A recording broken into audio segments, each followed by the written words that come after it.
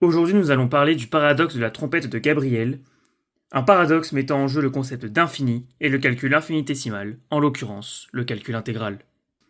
La trompette de Gabriel est un objet mathématique découvert par Evangelista Torricelli en 1641. Alors la trompette de Gabriel fait référence au solide de révolution autour de l'axe x engendré par la rotation de la courbe de la fonction inverse, donc de la fonction 1 sur x. Ce paradoxe fait aussi référence à l'archange Gabriel.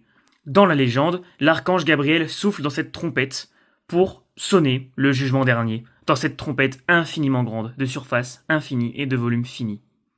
C'est pour ça qu'on appelle ce paradoxe de la trompette de Gabriel.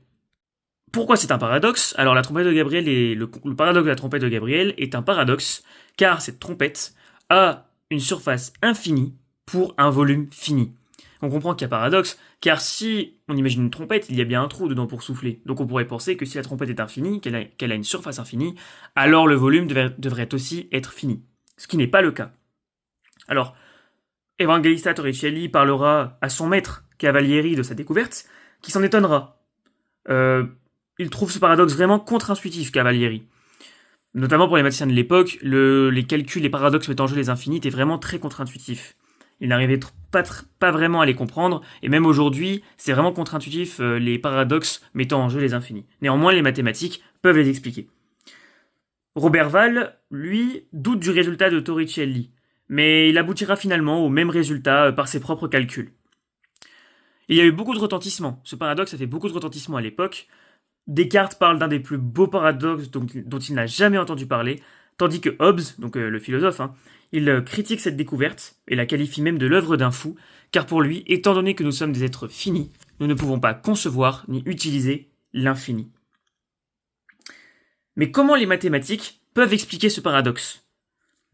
Eh bien alors, moi je vous propose une explication tout d'abord visuelle et plus physique de ce paradoxe, et puis après nous rentrons dans le vif du sujet avec une explication mathématique du paradoxe en rentrant dans les détails des calculs. Alors tout d'abord, on pourrait aller plus loin dans pourquoi il y a un paradoxe.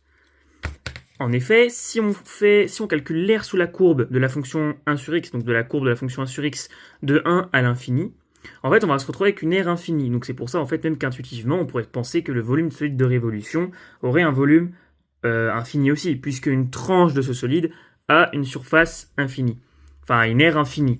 Donc on va le voir ici. En fait, pour cela, il va falloir faire une intégrale impropre. Donc on va tout simplement faire cette intégrale impropre là, pour pouvoir tout simplement trouver l'aire infinie de 1 sur x dx.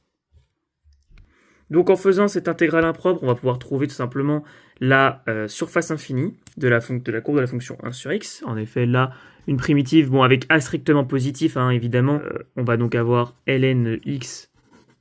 En fait, le calcul intégral de ln de x de 1 à a, ce qui va nous donner ln de a.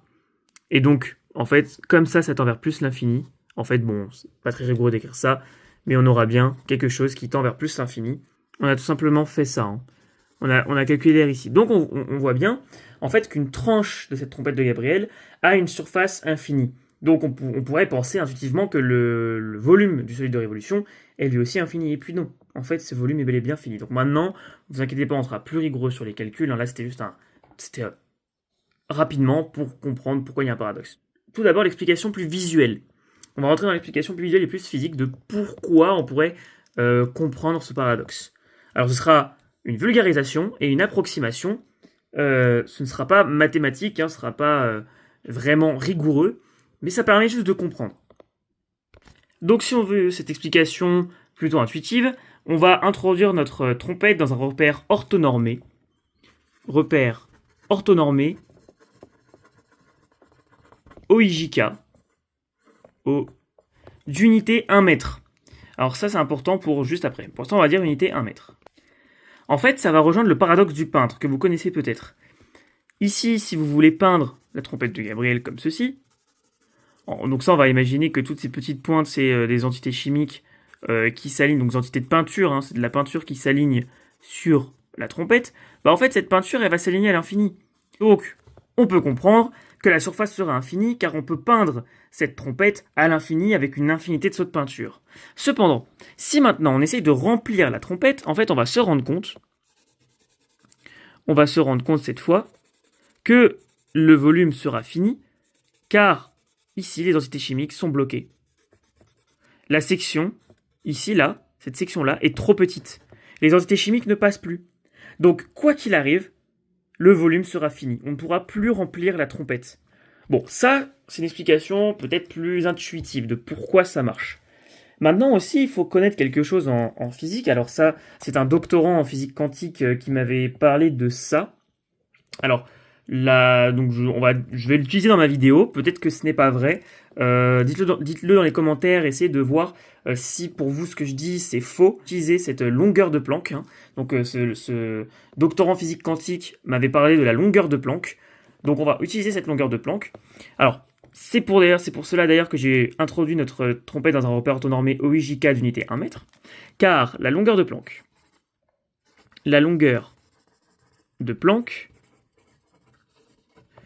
est égale à 10 puissance moins 35 mètres.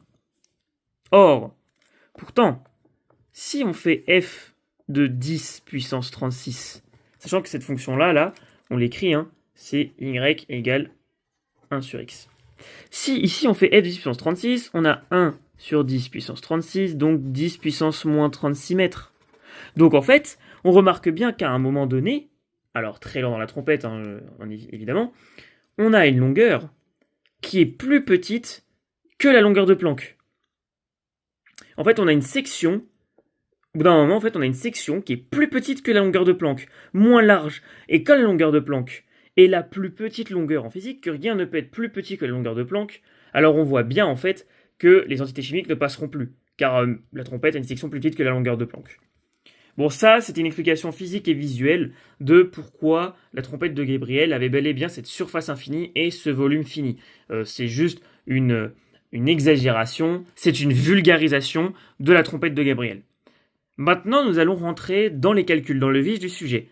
Nous allons faire des calculs intégrales, en utilisant le calcul infinitésimal, pour montrer pourquoi la trompette de Gabriel marche. Nous allons utiliser les calculs intégrales pour expliquer ce paradoxe. Alors nous allons tout d'abord faire le calcul du volume. L'idée ici, ce sera de sommer dans la trompette de Gabriel, donc dans ce solide de révolution autour de l'axe x de la fonction 1 sur x, sommer à l'infini des cylindres infiniment fins, des volumes de cylindres infiniment fins, afin d'avoir le volume total. Alors, une intégrale, on sait que c'est une somme infinie de rectangles infiniment fins pour avoir une aire. Et bien en fait, on va utiliser ce principe-là, mais pour sommer à l'infini des cylindres, des volumes de cylindres infiniment fins. Alors on sait que le volume d'un cylindre, c'est donné par pi r carré fois h. Pi fois r carré fois h. On veut utiliser une intégrale pour pouvoir sommer des cylindres infiniment fins à l'infini afin d'avoir un volume. Puisqu'on ne peut pas avoir le volume directement de cette trompette de Gabriel, il faut qu'on passe par le calcul intégral. On n'a pas d'outil qui nous permette de le faire. Un cylindre infiniment fin ici, on remarque bien, hein, si on fait un petit schéma, le cylindre infiniment fin, avec ici une très petite variation de quantité de x, voilà, un dx, hein, bah en fait là c'est la hauteur. En fait on comprend que dx, ici c'est la hauteur. Donc un cylindre infiniment fin, le volume d'un cylindre infiniment fin, ce sera pi fois r carré dx, tout simplement. De plus, ça, c'est le centre. En fait, l'axe x passe au centre du cylindre. Donc en fait, le rayon du cercle, en fait, qui est ici, hein, qui est là, le rayon, il sera là. C'est tout simplement f de x. C'est 1 sur x. Donc en fait, ça, c'est égal à pi, facteur de 1 sur x au carré, dx. Donc ça, c'est le volume d'un cylindre infiniment fin. Maintenant, on sait qu'une intégrale, c'est une somme infinie. C'est une somme infinitésimale. Donc, en fait, on va utiliser la somme infinie des cylindres infiniment fins, du volume du cylindre infiniment fin, pour avoir le volume total. En fait, c'est ça qu'on fait. Si pareil, on refait encore une fois un schéma, avec ici à l'intérieur notre trompette de Gabriel, en fait, il va y avoir des cylindres infiniment fins ici, qu'on va sommer à l'infini, avec à chaque fois des très petites variations de x, hein, ici, partout, qui correspondent aux hauteurs des cylindres. Et ça va nous donner à la fin le volume final. Donc en fait, sachant qu'on veut le faire de 1 à l'infini, pour avoir le volume total de notre trompette de Gabriel, on va devoir faire l'intégrale impropre suivante. Ce sera l'intégrale de 1 à l'infini, enfin de 1 à a avec a qui tend vers plus l'infini, de pi facteur de 1 sur x au carré fois dx. Bon, cette intégrale, on sait la résoudre. Donc en effet, l'intégrale de 1 à a de pi fois 1 sur x carré fois dx, ça c'est l'intégrale de 1 à a de pi 1 sur x carré fois dx. Alors une primitive de pi fois 1 sur x carré, bon, ce sera tout simplement pi facteur de moins 1 sur x. Donc ça, ce sera de 1 à a, avec a qui va tendre vers plus l'infini, évidemment. Bon, après calcul intégral, bon, on va le faire. Ça va faire pi, facteur de moins 1 sur a, moins, en fait, ça va faire plus 1. Bon, là, quand a tend vers plus l'infini, en fait, ça, on sait que ça tend vers 0. Donc tout ça, en fait, ça tend vers 1, et donc tout ça tend vers pi, comme j'ai pu l'écrire ici. Donc, en conclusion, le volume de notre solide de révolution, donc de la trompette de Gabriel, en fait, il est égal à pi. Donc il est fini. Ce volume est bel et bien fini, puisque cette intégrale correspondait au volume, et on a pu calculer le volume. Et ce volume, il est fini. Volume fini de pi. Maintenant, nous allons calculer la surface de cette trompette de Gabriel, et on verra que ce sera plus laborieux, plus long, mais on va s'en sortir. Ici, l'idée pour calculer la surface de notre solide de révolution, donc de la trompette de Gabriel, ça va être en fait de sommer cette fois les surfaces des cylindres infiniment fins à l'infini pour avoir la surface totale. Alors pour ce faire, en fait, on va admettre un théorème qui est le théorème de Gulbin. Le théorème de Gulbin nous dit que la surface d'un solide de révolution, donc c'est alpha fois rs fois petit s, avec alpha l'angle de rotation du solide autour de son axe, rs la distance entre le centre de gravité du solide et son axe, et petit s la longueur d'arc. Or, si on reprend notre schéma ici de la trompette de Gabriel, donc on comprend que alpha ça va être 2pi, puisque la trompette de Gabriel c'est un solide de révolution qui fait un angle qui va donc former un angle de 360 degrés autour de l'axe x, donc alpha, donc en radian en fait ça va faire alpha égale 2pi. Donc le théorème de Gulbin, ça donne la surface des solides, mais dans le cadre d'un solide de révolution, on va donc avoir alpha qui va être égal à 2pi, comme je l'ai dit juste avant. Rs, en fait ici ce sera juste le rayon des cylindres infiniment fins. Donc en fait Rs ça va être 1 sur x, comme on l'a vu tout à l'heure. Donc on va avoir Rs qui va être égal à 1 sur x dans le cadre d'un solide de révolution, puis petit s qui est la longueur d'arc, donc on va appeler L. Et oui, parce que en fait la surface ça va être tout ça, toute la trompette. Problème, la longueur d'arc, comme je l'ai dit, on ne peut pas l'avoir. En fait, on ne peut pas mesurer directement la longueur de l'arc de la fonction 1 sur x. Par contre, ce qu'on peut avoir, c'est le dl. Ce qu'on peut avoir, c'est la longueur d'arc élémentaire. En fait, c'est ce qui correspond à cette longueur d'arc-là du cylindre infiniment fin. Comme ça, on aura la surface d'un cylindre infiniment fin qu'on pourra sommer à l'infini afin d'avoir la surface totale de la trompette de Gabriel. Donc, qu'est-ce que va être ce dl? Qu'est-ce que va être cette longueur d'arc élémentaire? Et bien pour ça, on va utiliser le théorème de Pythagore. Si on rappelle, en fait, ça va être tout simplement l'intégrale de dl. Donc en fait, pour avoir l'intégrale, enfin pour avoir la surface totale, on va juste faire l'intégrale en fait de 2pi fois 1 sur x fois dl. Fois en fait, ça va faire la somme infinie des cylindres infiniment fins. Voilà. Bon alors, comment on va obtenir ce dl? Et bien pour ça, on va utiliser le théorème de Pythagore. Donc, on cherche des dl. Et en fait, pour ce faire, on va utiliser une fonction. Donc en fait, on va tout simplement prendre la fonction 1 sur x, la fonction inverse. Et en fait, on va zoomer. Ça va être tout simplement un zoom sur une très très petite quantité de longueur d'arc. Ce qui va donc être une longueur d'arc élémentaire. Et en fait, si on zoome à l'infini, c'est le principe même de calcul infinitésimal. En fait, on va avoir une droite. On va avoir une droite, comme ceci. Donc ça, c'est une longueur d'arc élémentaire, donc infiniment petite, de la fonction 1 sur x. Le dl. Sauf que ça, c'est une hypoténuse d'un triangle rectangle qui va être formé par la très petite quantité de x et la très petite quantité de y. Donc, d'après le théorème de Pythagore, dl, c'est égal à la racine carrée de dx carré plus dy carré. Et en fait, après, on peut calculer. ça. Parce qu'en fait, il faut qu'on sorte un dx. Comme je l'ai dit, on veut faire l'intégrale de 2pi fois 1 sur x fois dl pour faire les sommes infinies des cylindres infiniment fins. Donc il nous faut un dx, comme on aura une intégrale en fonction avec une variable qui dépend de x. Mais en fait, ça va pas être compliqué. On peut faire dx carré sur dx carré fois dx carré, plus dy carré sur dx carré fois dx carré. Ça, si on continue, bah là, il va y avoir un 1. En fait, ça va faire 1 plus dy dx au carré, le tout en racine carrée, fois dx, car on peut sortir les dx carrés, qui sont en facteur commun. Or, dy sur dx, c'est une dérivée, c'est f'. Donc un dl ici, c'est racine carrée de 1 plus f' de x au carré, fois dx. Or, notre fonction f de x, c'est 1 sur x. Cette fonction, elle est dérivable pour tout x strictement supérieur à 0. Or, ici, on fait une intégration de 1 à a, enfin, tout se fait de 1 à a, donc avec a strictement supérieur à 1. Donc, en fait, ici, on va pouvoir écrire f' de x, qui va être égal à moins 1 sur x carré. Et donc, en fait, f' de x au carré, donc ça va être moins 1 sur x carré au carré.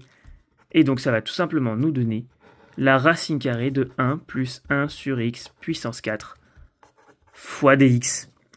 Donc, la surface du solide infiniment fin, ça va être égal à 2pi fois 1 sur x fois la racine carrée de 1 plus 1 sur x puissance 4 fois dx. Ainsi, si on veut la surface totale de la trompette de Gabriel, on va devoir résoudre l'intégrale impropre suivante, intégrale de 1 à a avec a qui tend à plus l'infini, de 2pi fois 1 sur x fois la racine carrée de 1 plus 1 sur x puissance 4 fois dx. Le problème, c'est que cette intégrale, elle est un peu compliquée à résoudre. On ne peut pas la résoudre comme ça. Même par changeant de variable, en fait, c'est assez compliqué et c'est assez long. Par contre, on va pouvoir la minorer. Et oui, car, en fait, on remarque que pour tout x appartenant à 1a avec a strictement supérieur à 1, la racine carrée de 1 plus 1 sur x puissance 4, eh bien, c'est supérieur à 1. Donc, en fait, on va pouvoir multiplier par 2pi fois 1 sur x des deux côtés. Et ça va garder l'ordre de l'égalité car 2pi fois 1 sur x est strictement positif. Donc ça va être en fait la 2pi fois 1 sur x fois la racine carrée de 1 plus 1 sur x puissance 4, c'est supérieur à 2pi fois 1 sur x. Et là on peut passer à l'intégrale car l'intégrale conserve l'ordre de l'inégalité. Donc l'intégrale de 1 à a de 2pi fois 1 sur x fois la racine carrée de 1 plus 1 sur x puissance 4 fois dx est supérieure à l'intégrale de 2pi fois 1 sur x fois dx de 1 à a. Donc en fait, notre surface de la trompette de Gabriel est minorée par une intégrale calculable. Et donc c'est beaucoup plus simple de la calculer. Donc si on trouve le résultat de cette intégrale-là, par théorème de comparaison, sachant que ça tend vers plus l'infini, c'est magique, on va avoir le résultat de cette intégrale-là qui va correspondre au volume. En fait, on peut écrire à la surface. On peut écrire que notre surface est supérieure à la limite de a qui tend vers plus l'infini de l'intégrale de 1 à a de 2pi fois 1 sur x fois dx. Maintenant, on va calculer cette intégrale. Alors, l'intégrale de 1 à a de 2pi fois 1 sur x fois dx. Bon, 1 sur x, on sait que la primitive ici sera ln de x, car ça, c'est un intervalle strictement positif. Donc, en fait, on aura 2pi ln de x de 1 à a. Donc, en fait, à la fin, ce sera 2pi ln de a. Ça va faire 2pi ln de a. Car ln de 1 fait 0. Donc, la limite de a qui tend à plus l'infini de 2pi ln de a, c'est plus l'infini. Et donc, en fait, là, on va pouvoir utiliser le théorème de comparaison. Par théorème de comparaison, la limite de a qui tend à plus l'infini de l'intégrale de 1 à a de 2pi fois 1 sur x fois la racine carrée de 1 plus 1 sur x puissance 4 fois dx, qui est égale à la surface de notre trompette de Gabriel, est égale à l'infini. Ainsi, grâce au calcul infinitésimal, au calcul intégral, on a bien pu prouver que la surface de notre trompette de Gabriel était infinie, tandis que le volume de notre trompette de Gabriel était fini et valait pi. Et voici comment nous avons pu expliquer un paradoxe mathématique qui fit beaucoup de retentissement à l'époque, qui fit beaucoup parler les mathématiciens et qui a donné beaucoup de fil à retordre à plusieurs mathématiciens, notamment Wallis, Descartes, Cavalieri, Robert Val ou encore Evangelista Torricelli.